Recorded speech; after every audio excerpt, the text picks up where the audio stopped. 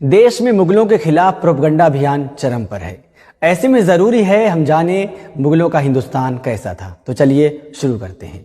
जब मुगलों ने पूरे भारत को एक किया तो इस देश का नाम कोई इस्लामिक नहीं बल्कि हिंदुस्तान रखा। हालांकि इस्लामिक नाम भी रख सकते थे, कौन विरोध करता।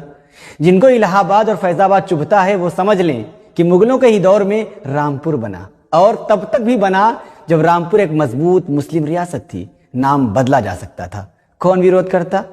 मगर मुस्लिम नवाबों ने भी रामपुर का नाम नहीं बदला तो सीतापुर भी बना रहा, जो कि वो भी मुस्लिम रियासत थी। अयोध्या तो बसी ही मुगलों के दौर में, रामचरितमानस भी मुगलिया काल में ही लिखी गई। मथुरा वृंदावन तो बसी ही मुगलों के दौर में, बनने से रोक सकते थे, कौन विरोध करता। आज के माहौल में मुगलों को सोचता हूं, मुस्लिम हुक्मरानों को सोचता हूं तो लगता है कि उन्होंने बेवकूफी की। होशियार तो ग्वालियर का सिंधिया घराना था, होशियार मैसूर का वाडियार घराना भी था, और जयपुर का सवाई जयसिंह का राजशाही घराना भी होशियार ही था। तो जोधपुर उम्मेद सिंह का भी राजघराना भी होशियार ही था। देश के साथ गद्दारी भी की और आज सबसे बड़े देशभक्त भी बनते हैं। टीपू सुल्तान हो या बहादुर शाह जफर, बेवकूफी कर गए। कोई चिथड़े चिथड़े हो गया तो किसी को देश की मिट्टी भी नसीब नहीं हुई, और सबके वंशज आज भीख मांग रहे हैं। अंग्रेजों से मिल जाते तो वो भी अपने महल बचा लेते और अपनी रियासतें भी बचा लेते।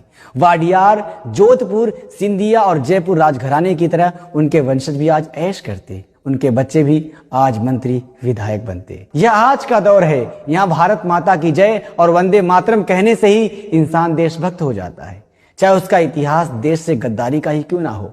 बहादुर शाह जफर ने जब 1857 के गदर में अंग्रेजों के खिलाफ पूरे देश की क़यादत की और उनको पूरे देश के राजा रजवाड़ों तथा बादशाहों ने अपना नेता माना।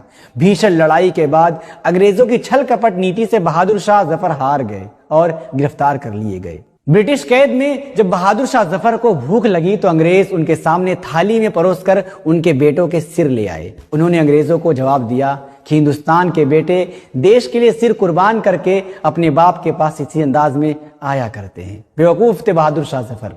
आज उनकी पुश्तें भीख मांग रही हैं। अपनी इस हिंदुस्तान की जमीन में दफन होने की उनकी ख्वाहिश भी पूरी ना हो सकी और कैद में ही वो रंगून और अब बर्मा की मिट्टी में दफन हो गए।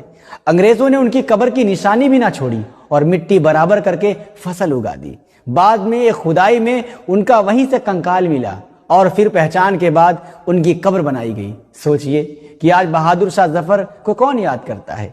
क्या मिला उनको देश के लिए अपने खानदान की कुर्बानी से। ऐसा इतिहास और देश के लिए बलिदान किसी संघी का होता तो अब तक सैकड़ों शहरों और रेलवे स्टेशनों का नाम उनके नाम पर हो गया होता।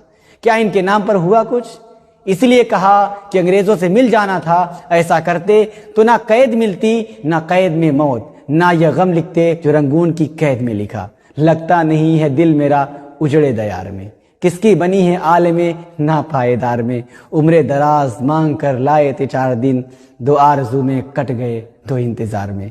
कितना बदनसीब है जफर दफन के लिए, 2 गज जमी भी मिल न सकी कूहे यार में। फिलहाल NIN में इतना ही। इसी तरह सच्चाई को पहचानने के लिए जुड़े रहिए NIN के साथ।